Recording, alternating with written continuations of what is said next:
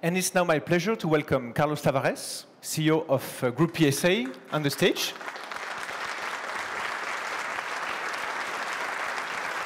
Welcome. Please. Thank you very much, Carlos Tavares, for joining us ahead of the press days of the Paris Motor Show. We're very happy to have you here for this session, for this carte blanche. You are the CEO of the PSA Group, Groupe PSA, since 2014. So you actually drove the turnaround which I was mentioning a few minutes ago. And today you decided to share with us your vision for the future through some trends. Can you please very briefly explain us why you chose this topic for today's session? Well, very simply because, in fact, you know, we are very lucky. We are very lucky that 5 years ago we faced a near-death experience at PSA, and since then we recognize that we need to be Darwinian, which means either we adapt or we disappear. That is very clear in the mind of the executive committee of the company.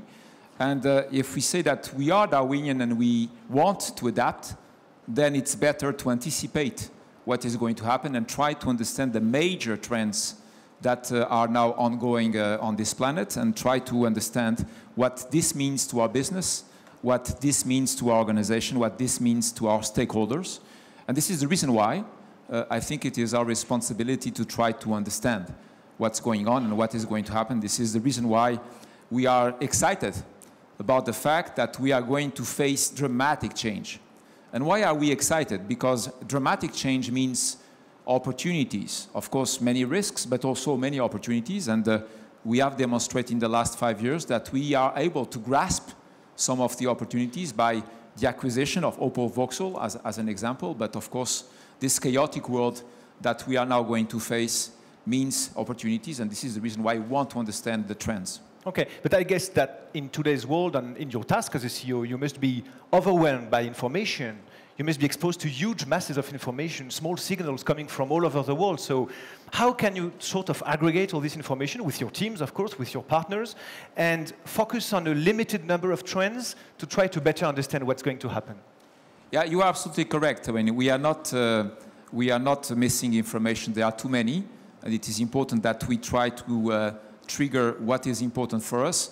But you see, what we really believe in is the fact that our mission is to deliver freedom of mobility to our customers. Freedom of mobility is something that is very important for the humankind, of course. It is very much related to democracy, to the ability to move around in a very spontaneous and comfortable way. And this is the reason why we have been trying to identify those 7 trends.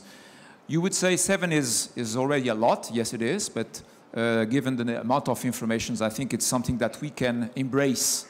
And I would like to mention the rise of sharing economy. The sharing economy is something that is now moving quite swiftly in terms of giving more importance to the usage than to the ownership. Also the need for clean mobility. Clean mobility is now an expectation from all the customers and all the citizens. And I've been telling them that's absolutely okay.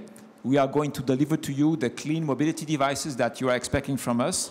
Just be aware that clean mobility is like biofood. It's more expensive. So please take that into consideration. It's also about the connectivity challenge. Connectivity is something that is now all over the place. It started with the smartphones, and now it's a continuum of connectivity between home, the car, the office, and the everyday life. Of course, we also need to recognize that customization expectations are still there. People want personal solutions. They want that we adapt to their lives and not the reverse, which means that customer behavior in terms of customization belongs to something that is still to come.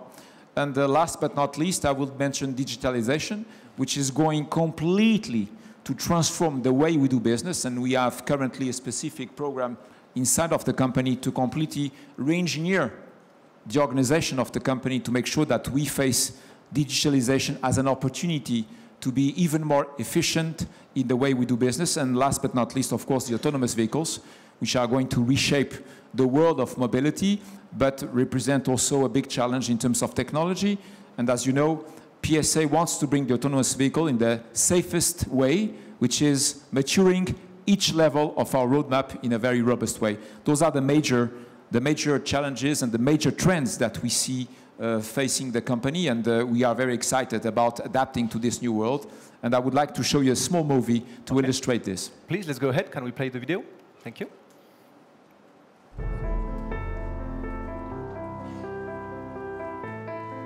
The world is evolving. Our industry faces never-before-seen changes. 7 mega trends have emerged that drive our world. Today, the market landscape is dominated by 3 big markets. But the perspective for 2030 is different. New markets, new regulations, new expectations. What kind of mobility will appear from this diversity? Today, sharing has emerged. Shared mobility is something we've just tested, but urbanization, congestion, and the development of new sharing concepts redraws the lines. By 2030, over 25% of our car industry profits will come from new mobility offers. Or car sharing and ride-hailing will be multiplied by 10 by 2030. Today, electrified vehicles are very expensive. But tomorrow, they will be economical and more attractive. We have integrated a circular economy, an opportunity for our plants. Today, phones, watches and houses are already connected, and the car is the next connected device. I'm coming! We expect 1.2 billion of them to be connected by 2030. That's an estimated business value of $160 billion by 2022, 3 times more than today. Driving one's own car is the image of freedom we've had for years, decades. In 2035, 24% of vehicles sold will be self-driving cars. Artificial intelligence is currently in its nascent stages. Soon, it will be a part of our day-to-day lives, including cars, data management, factories, workspaces, customer experiences. With customer online presence growing, the user's experience will be more of a priority than the product itself. Our challenge? Riding the wave. More than ever, agility will make the difference. Thank you very much for this quite inspirational video. As we can see, we're talking about trends which will occur in the next 15 to 20 years. Huge challenges, but huge promises as well. And today, in order to challenge this vision, but I guess hopefully also to enrich it, you have decided to invite a special guest, someone who actually dedicates quite a lot of time to think about the future, but also to act concretely to make a better future. And I'm very pleased now to call Jacques Attali to join us on the stage. Jacques?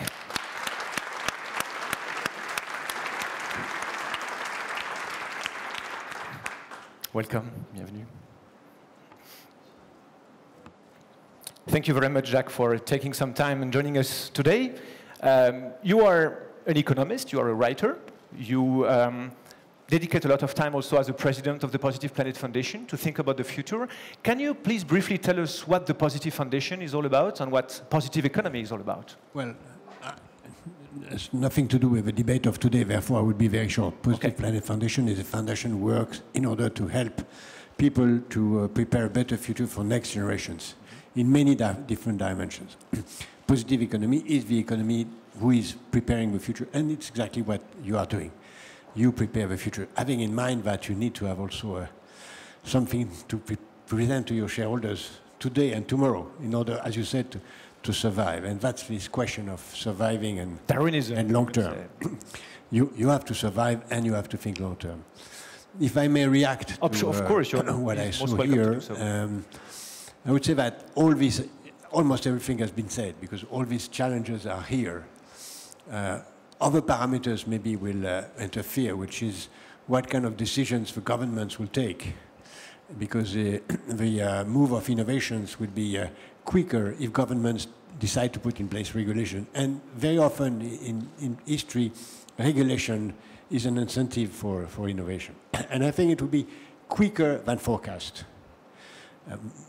One of the rules of thumb for everything is that something you forecast for 20 years happen in 10 years.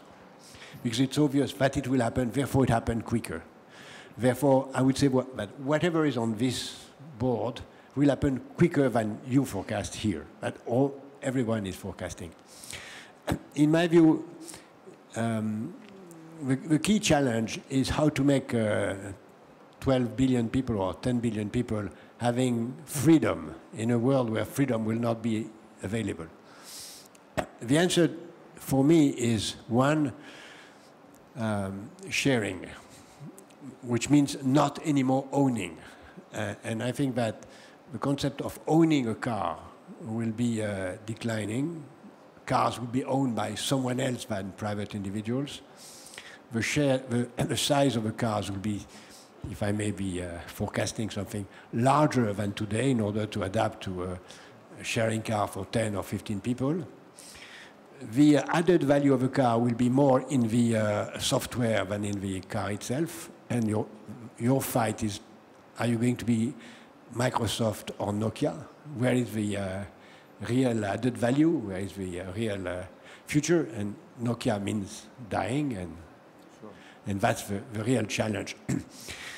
Which means that I think, in my view, the most probable future is a larger car than today, where someone will come in it as an individual to use it for a while, plug his own phone or whatever, to personalize it, to get what he wants to get, and not a self-driving car. What is interesting to note is that this is already almost the case in China. I think China is and will be more advanced than any other country. One of my questions will be, what do you do with China? Will it be a partner? Are you going to buy some Chinese companies? Is it possible to buy Chinese company without being cheating or whatever? And both of you tend to agree on the fact that freedom of movement is very important. For you, should it even be a fundamental human right? And how realistic is it to make such a pledge in a world full of 9 billion people by 2050? Right, I think Mr. Attali is absolutely right, and we see that we have been offering for the last century a significant freedom of mobility to our customers in a way which is very focused on ownership, and this is going to change. At the same time, I think that the need for mobility is increasing day by day, which means we are not worried about the fact that there is a market for mobility, a big market. This is the reason why we have created a mobility service division and a mobility service brand called Free to Move, to be surfing on that growing need. What strikes us is that the density of technology that we now have on the automobiles is getting higher and higher. Possibly the density of technology for the automobiles is now becoming higher than the aerospace industry, which is extremely striking, which means that the cost of technology is also increasing. And then the question would be, if you are sharing the mobility device, possibly you can afford the cost. If you are owning the mobility device, then it's going to be extremely expensive. So we see some kind of polarization of the market between high-end products with high density level of technology, very expensive cars. From the other side, possibly as expensive cars, but shared mobility. So we need to embrace both. The question is it going to be completely polarizing? What about the middle class? What are they going to be using as a mobility device at the end of the day? For us, it's a question, and of course, everything which is related to the sustainable mobility at one point needs also to match what is going to happen in 2050, when there will be 9 billion people on this planet, and many other things will have to be addressed, and not just clean mobility, not just sustainable mobility. But this kind of polarization is still for us an open question. I don't know if Mr. Attali has thought about that. Jacques, how do you want to? No, I agree with you. I mean, we have to make clear that this is a challenge. 2 or 3 comments. One, things will be different in Europe, US, China, India, and Africa. We may think that India and Africa will have the same use of cars as we have now today, because they want to go to cars, and the fact that there is no production of car in Africa is a black hole that has to be filled a way or another. Therefore, it's a huge market. And for a car producer, you can say, it's enough. I don't think about new technologies. I have a huge market for the future. That's it.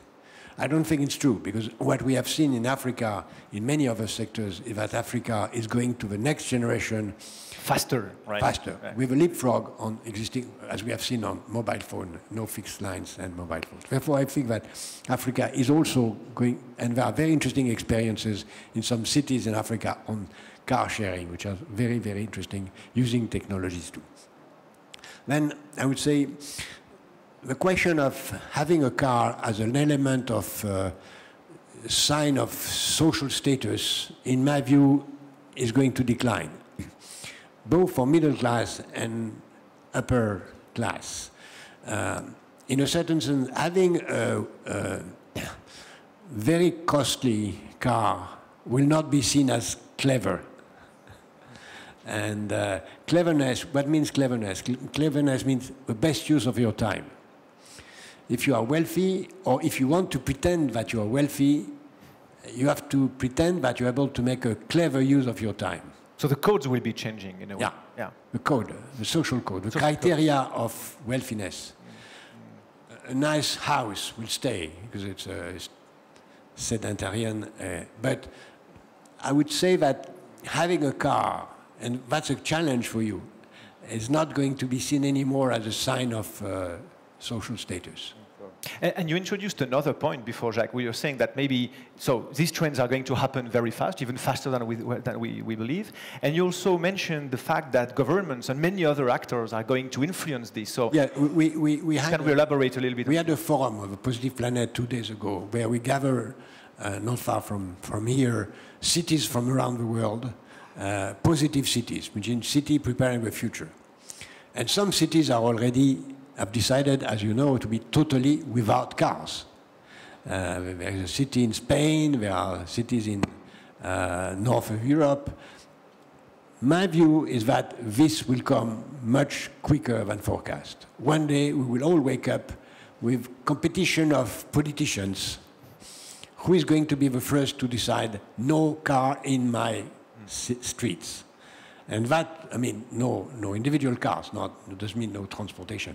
It's why sharing cars could appear as a compromise between individual cars and public transportation. Carlos Tavares, I think this is a great point, and by the way, let's make it very clear, we are not afraid of this kind of situation because we believe that we can adapt and transform our companies. We are not sure that the societies in which we operate are ready to accept the consequences, which Absolutely. Is another topic. But as a company, as a corporation that was facing a near-death experience 5 years ago, we are not afraid of this transformation.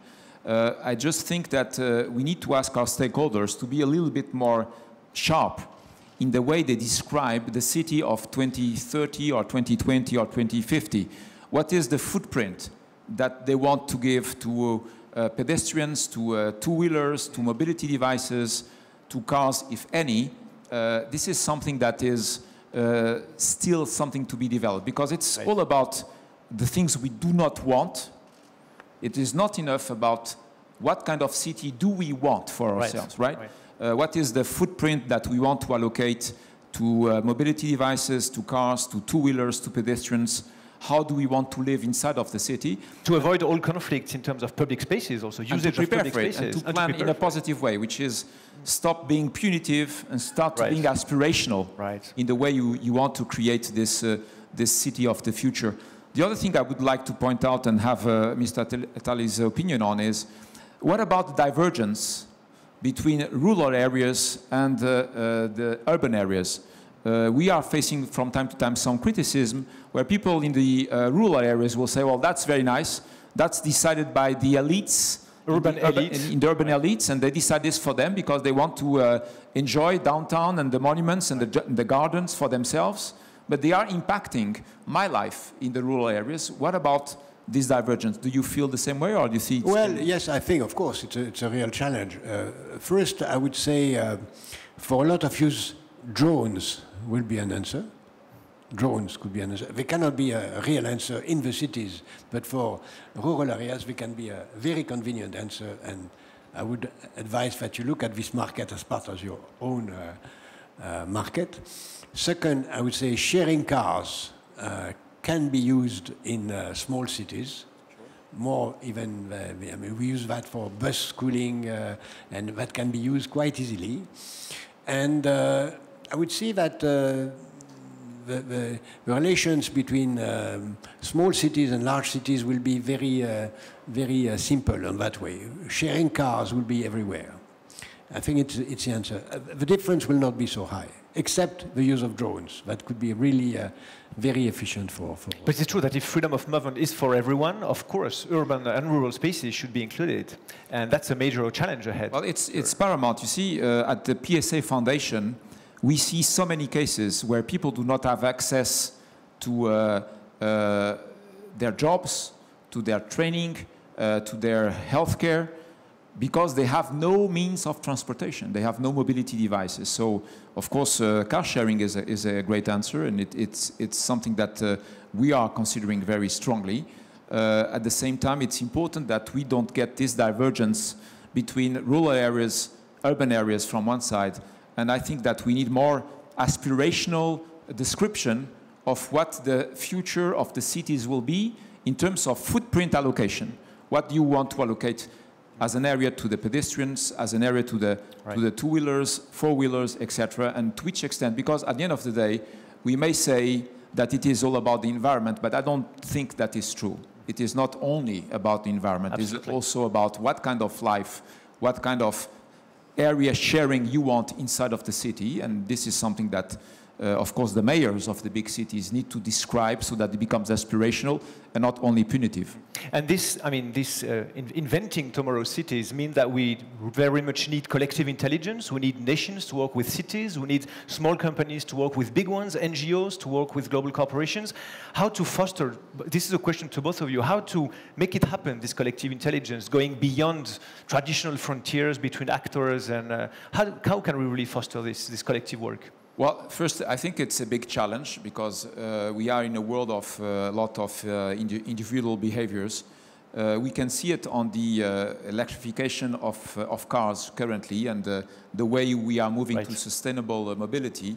We are seeing that it's very difficult to have a strategic planning that is totally coordinated between the energy industry, the mobility device industry, all the manufacturing industries in terms of battery footprints, battery footprint of the recycling of batteries, between the governments in terms of tax and incomes from taxes. All of this needs to be better coordinated, and I think so far we didn't find the solution yet. Right. We need mental flexibility, and I'm sure Mr. Attali has an opinion on this one. Jacques Attali, how to make it happen, this inclusive governance in a way? I mean, you're going to the G20 very soon to introduce some results of the big consultations you've been doing.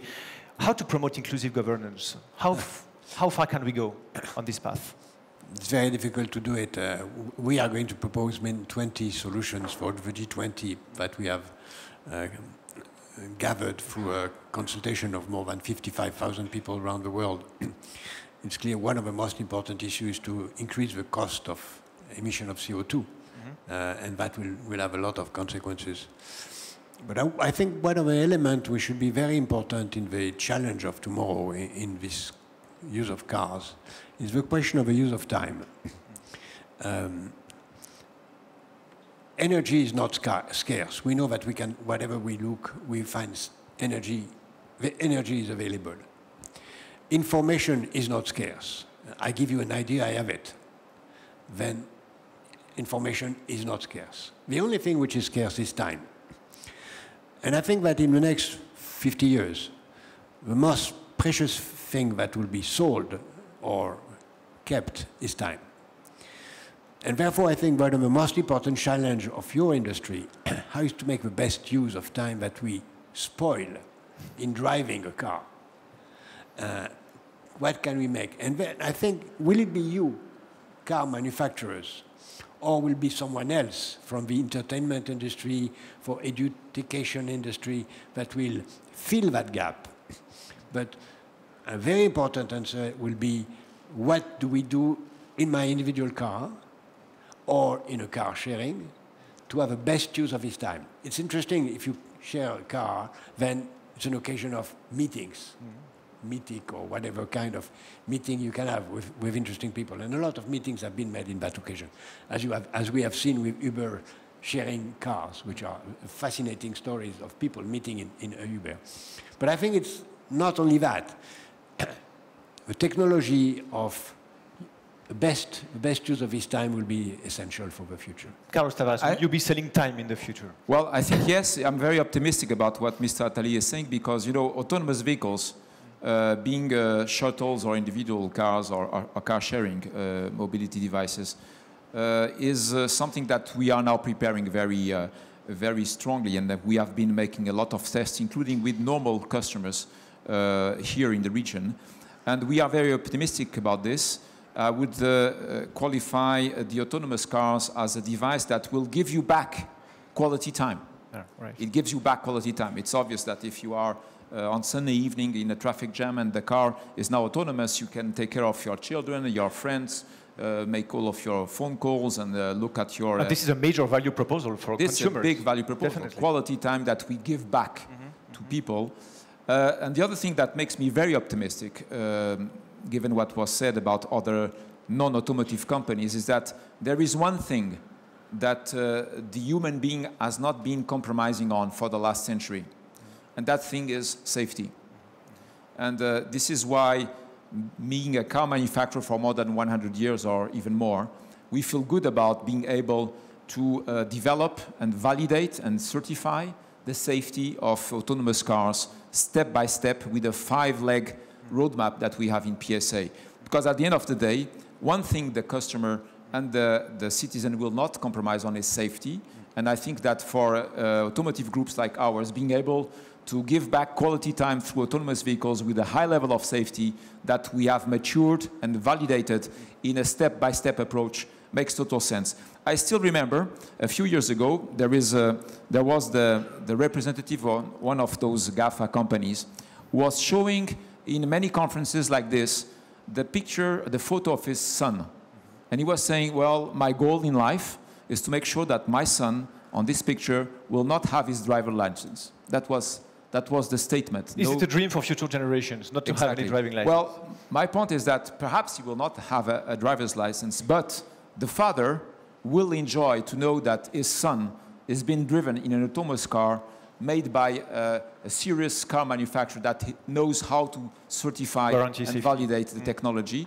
And for not having any compromise on safety, I think we are in the right place as a car manufacturer. And we see that some of our competitors are struggling with those things by not meeting the expectations of customers who think that the car is autonomous, but in fact it's not yet autonomous. Of course. And of course that creates some problems, as we may know. So this is again a big opportunity. Big opportunity and big challenges. Absolutely. The fact that giving back quality time to the customers is something very valuable. Let's have a look, I suggest to both of you, let's have a look to what a panel of young people from all over the world think. As I said before, this session is broadcasted internationally, and we've asked 4 young people from different countries, different continents, to ask you, both of you, a challenging question about tomorrow, about their understanding, their vision of mobility.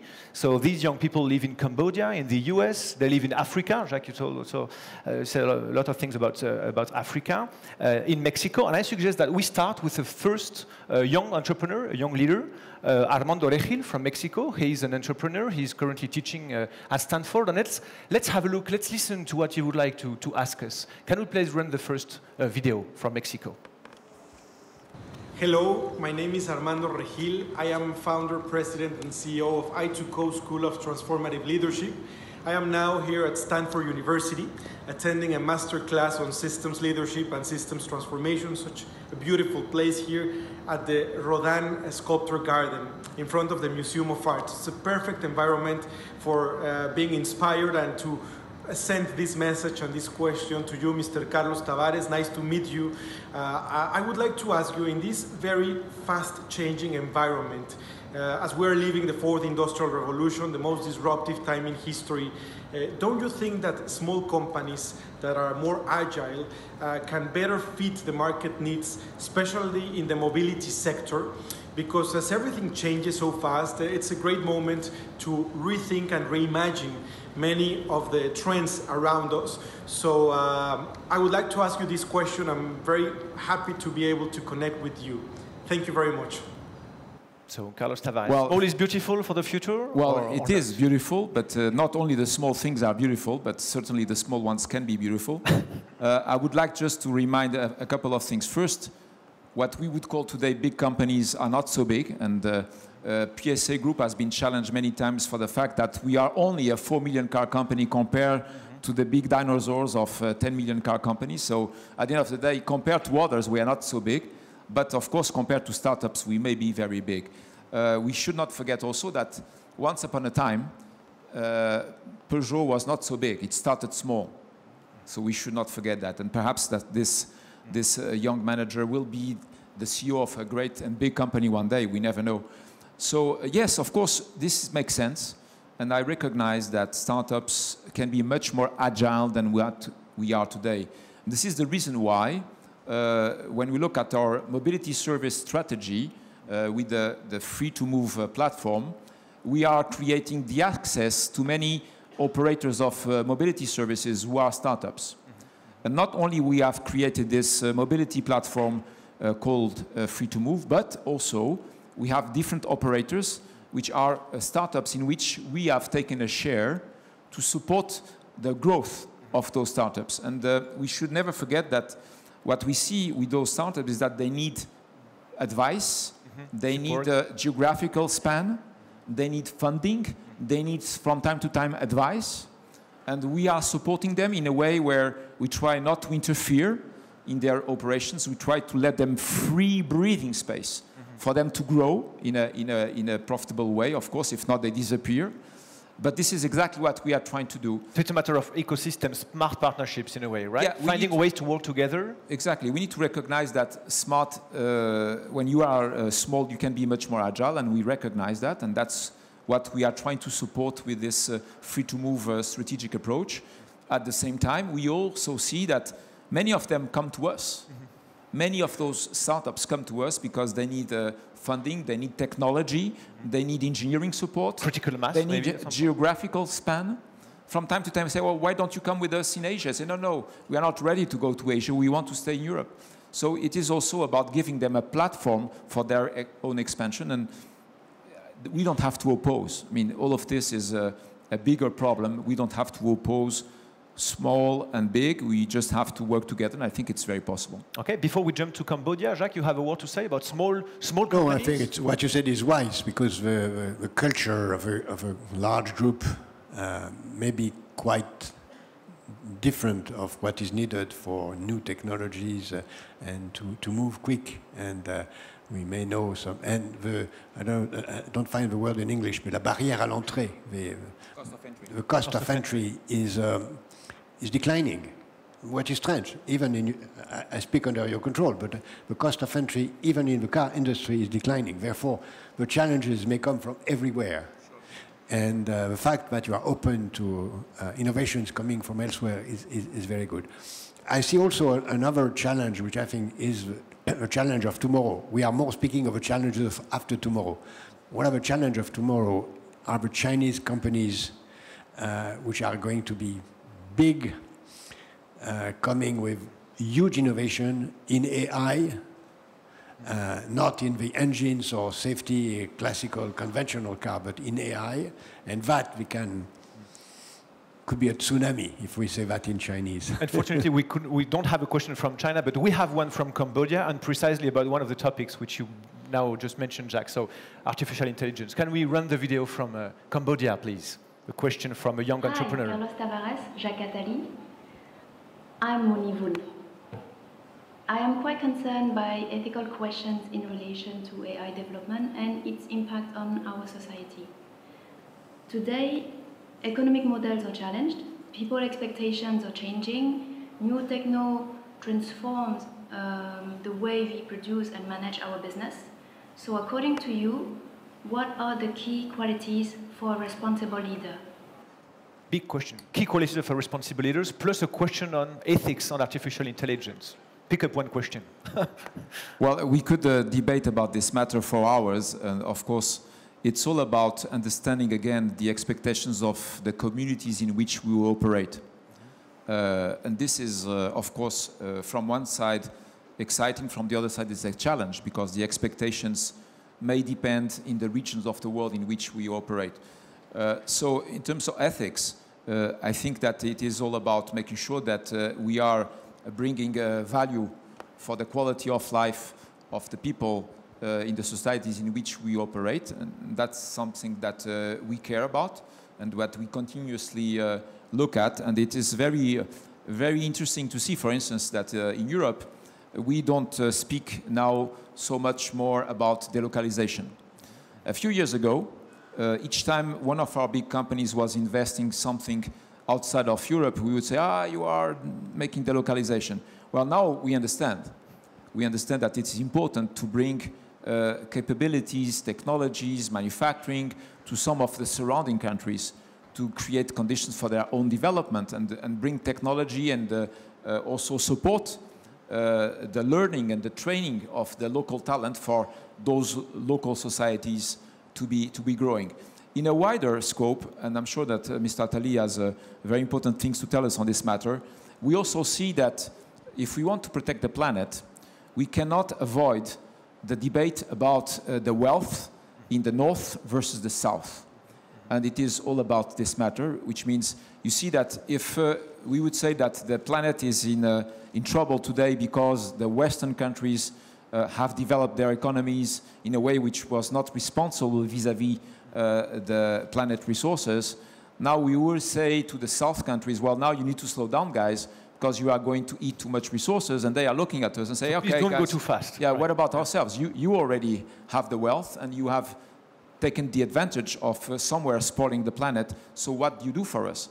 And ethics is all about giving them the possibility also to access to a certain quality of life, healthcare, education, technology mastering, that gives them the possibility to develop their own societies and their own wealth without, of course, damaging the planet, but also without using the planet protection as an excuse to ask them not to develop themselves. Of course. This is also about ethics, and each time we go somewhere else in the world, we try to bring this technology to them and this behavior. But I know what Mr. Very Attali interesting thinks definition. about A positive I totally agree with what you said. What we call positive development means to be both ecologically and socially sustainable. And as you said, it could be contradictory.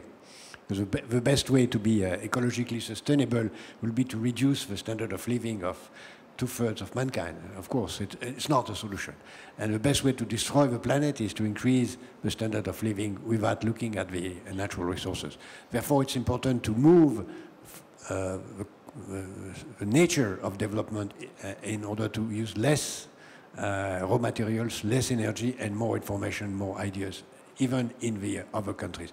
What we have seen in Africa with a huge development of mobile phone and the use of it for many new technologies demonstrate that it's possible for third world countries or former third world countries to make a leapfrog, to find a shortcut, and we should live on that.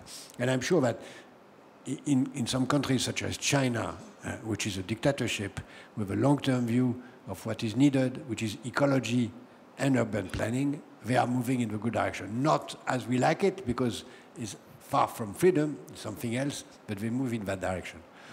And of course, we should learn from them, I mean from the rest of the world, the good way of using technologies in another way. There is still a problem with ethics on AI, which is pending. Many problems. One is the fact that it's going to destroy a lot of jobs, and we have to find a way to find new jobs, not only in AI itself, but in other dimensions, in another issue. And also, AI on the long term, if we don't master it, if we don't control it, can destroy mankind. The very famous science fiction novelist Asimov has written about it many things, and he invented what is called the Asimov laws. Laws to be given to AI in order for AI not to be dangerous for mankind. We should implement these laws. The problem is that this should be implemented worldwide, which means law will say simply an AI should not be in position to act against his own creator. It's very difficult. Take an example in a car. we know the very famous paradox or question of who a car is going to choose. You have to choose between a baby and an old woman in crossing a street. That's a question. But what happens if a car becomes independent and decide that it's in his interest because he understands, the AI understands that the owner wants to destroy it, that he will destroy before. Therefore, it's not for tomorrow, the day after tomorrow. We certainly have to try to put limits. We have been able to put limits to nuclear energy weapons or to chemical weapons. We could do it. And by the way, it's one of the 20 proposals that we have made on the G20, which is to create a moratorium on AI military research in order to control that. Before we jump to Africa, do you want to answer maybe, Carlos Tavares, on this topic on artificial intelligence, on ethics? Do you have a couple of key messages you'd like to share about this? Well, so far, you know, in our industry, we don't see a significant danger so far, but we certainly recognize what Mr. Attali was saying. You know, when we talk about, again, back to safety on autonomous cars, the example that Mr. Attali was mentioning is clear, and it exists. When you are facing one of those very numerous driving conditions where an accident may happen, and what do you choose? Well, you have to make a decision on the software, right? You have to make that decision, and then you have to certify that you have made the right decision, right? In terms of ethics, what does it mean? Explain the criteria, yeah. To choose between the lady with a young child crossing on the road and an older person on the sidewalk, right? So in terms of ethics, that's where it is as a starting point. And this is the reason why autonomous cars needs to be developed on a step-by-step approach, because there is not only the reliability of the technology and validation of the software, but also the ethics that goes with them. And I think on autonomous cars, at this stage, the biggest challenge is about self-certification. Right. I mean, when there will be a problem like the one we are mentioning or any safety-related issue, the citizens will look at their governments and they will ask them, so what do you do about this? How do you make sure that those guys are giving us safe products? And then the question is, against what kind of reference are you going to validate what you have done? And then in the reference, you have the ethics which are embedded in the reference, because if you say it's okay as long as you meet the reference in terms of self-certification, then the reference needs to carry the answer to the question that Mr. Attali was raising. And the reference must be independent of the car industry. Absolutely. Ideally. Absolutely. That's very comfortable for us, but it's not easy for the governments, of course. As we're running out of time, I suggest that we switch to Africa now. Let's jump to Africa with a question from William Elong, an entrepreneur. You were mentioning the drones industry. Well, he's actually manufacturing drones in Africa. Let's see what he has to say. Can we please run the video? Hello, my name is Elong William. I'm the CEO of Drone Africa and Algo Drone Holding. We are the first drone makers in Cameroon. So I just have one question for the car industry. How do you plan to integrate artificial intelligence solutions to build the cars of the future for the African market? Thank you. Very briefly, because we don't have that much time more, but the future of the car industry in Africa, he's not asking for low-cost models. He's talking about artificial intelligence. What's your message? Well, we have completely understood that nobody wants to be a tier 2 citizen in the world, right? That's very clear in our mind, and that's why you don't have a low-cost brand in the PSA group, because we believe that what we need to give the customers is value, as much value as possible for an affordable price, which is not the same thing as low cost. At the same time, I think Mr. Attali already mentioned it, we need to use artificial intelligence as a shortcut to clean, sustainable, affordable mobility without going through all the steps that were already implemented in the Western world so far. So that's where it is. And again, in terms of using our mobility service division, which is totally autonomous in our company with a specific executive committee member, Brigitte Courtois, who is with us today here, she has breathing space to move on. She only has one constraint. The constraint is that she needs to respect all the other employees of the company, which means she needs to make profit. That's a good message. Jacques, you have a word about... zero, but it needs to be positive. All right. Just more word about Africa. No, I was not aware that you have a film on a video on Africa.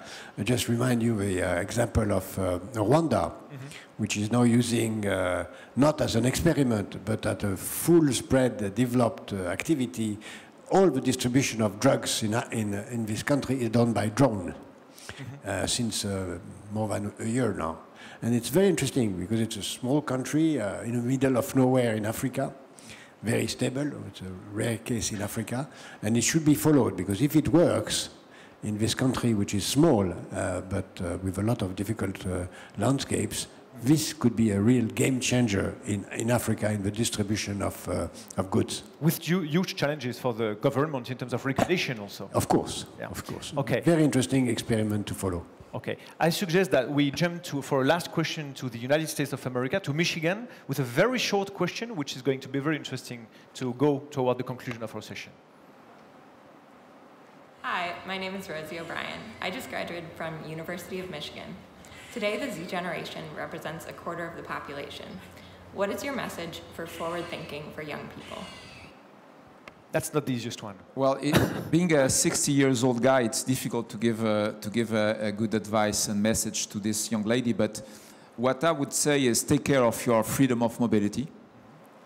Take care of that. Be sure that it's not going to become something which is dependent on your wealth, because I believe that freedom of mobility is something that human beings really need to protect.